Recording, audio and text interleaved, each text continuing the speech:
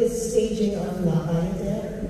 But I'm not sure if everybody knows here, you were an actual part of La Bayadere 13 years ago. You played both the roles. 13 years ago, La Bayadere was the last ballet of my Swan Song series. Wow. So when I was planning my retirement, I did it over a period of 3 years. And I started in 2010 with Swan Lake, Romeo and Juliet, and Carmen, I believe. And then 2011 was Le Corsair. I don't remember. It happened so long ago. And then so many. the third year was, it ended with La Bayadere. And I remember that my partner was Mikhail Martino. And it was the last ballet, last full-length ballet that I danced. And then later that year, I did Nutcracker. So La Bayadere was the last three-act ballet that I performed.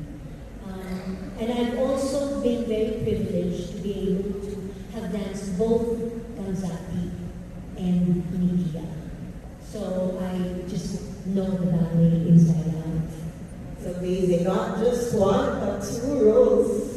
And now you're watching it through Renata and Mr. Kim In of the Marinsky Ballet. How does it feel? It's very nostalgic because Renata and Kim In come from the company that basically I started in 42 years ago. And then 40 years ago I came back, so I did 2 seasons with the Marinsky Ballet. And coincidentally, La Bayadere was also the last ballet I watched before leaving Russia. At that time, after I finished my 2-year,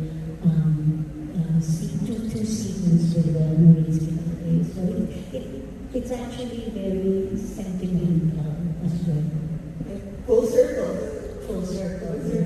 And seeing my company perform their parts so very well, that corps de ballet, that is, it's just, it's so gratifying to know that Ballet Manila can dance a huge, majestic classic like La Bayadere so well. I saw how proud you were on stage. You were really cheering.